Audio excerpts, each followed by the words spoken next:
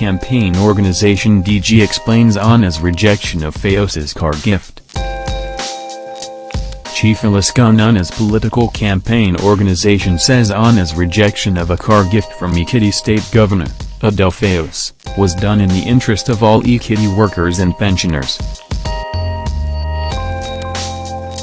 The Director General of Olusegun Oni campaign organization, SOCO, Dr. Olusegun, said on Tuesday, November 14 in Ekiti that the gift by Fayose was not only inappropriate but morally wrong. Onis' campaign organization described Fayoses' car gift as a Greek gift. It is not appropriate for the governor, Fayose, to give out a jeep of about $10.52 million at this time. The state and local government workers, as well as pensioners, were being owed for several months. There is more to the car gifts to former governors Ayodele and Olusegun Oni to the exclusion of former Governor Ayodele Fayose by incumbent Governor Fayose.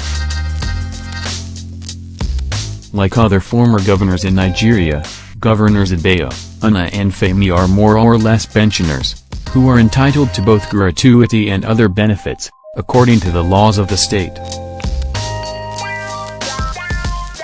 Governors are entitled not only to car but cars, replaceable every 4 years. They are also entitled to decent accommodation built for them at the federal and state capitals. That being the case, any such presentation to former Governor Ayodele and the one being proposed for former Governor Oni, when it is done, can't be regarded as gift from Governor Fayose. However, to the best of my knowledge and to place on record, no car has been presented to and received by Chief Olusegun Oni yet, Olusegun said. He however said the same could not be said of cars given to some teachers in the state on Teachers' Day, which he said were gifts and not entitlements. Some commentators have even called the cars given by Governor Fayose's governor's Greek gift. It is now clear that the purported cars are part of the entitlements of the former governors and can therefore not be regarded as gifts from Governor Fayose. But it is important to ask why he is making the cars available to only 2 of the 3 former governors and not the 3. And why is the timing now when elections are around the corner and after spending about 3.5 years in office? The campaign team official said. He went on to claim that during the first regime of Governor Fayose, Fayose, deprived his predecessor, Ayodele, of his entitlements. But when Olusegun Oni came into office, he treated Ayodele with all respect and dignity and paid him his entitlements.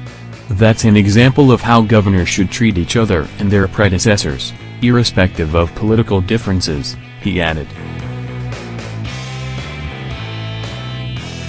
Olusegun disclosed that since Olusegun Oni left office on October 16, 2010, no entitlement has ever been paid to him, unlike he did for Ayodele.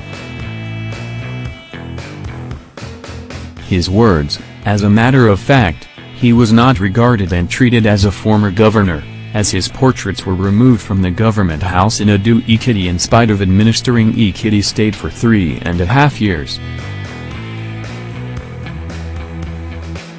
That's not a decent way to treat a governor who served his people diligently and meritoriously. The return of his portraits by Fayose was definitely not out of good gesture, since Fayose worked against Oni during the rerun election.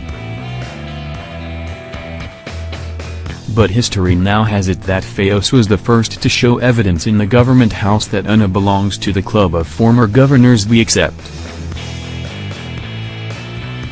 Olusegun spoke during the inauguration of the organization's advisory committee to ensure Oni's emergence at the primary election scheduled to hold in April 2018. Meanwhile, a youth summit convened in Enugu has announced that President Muhammadu Buhari, Alhaji Atiku Abubakar and Governor Fayose were too old to govern the nation. The summit, which ended on Friday, November 10, concluded that any politician above 50 should not rule the country again. In a communiqué signed by its leaders, the summit said the aforementioned politicians have tried their best for the country but should not rule again. They advised youths to take over the leadership of the nation.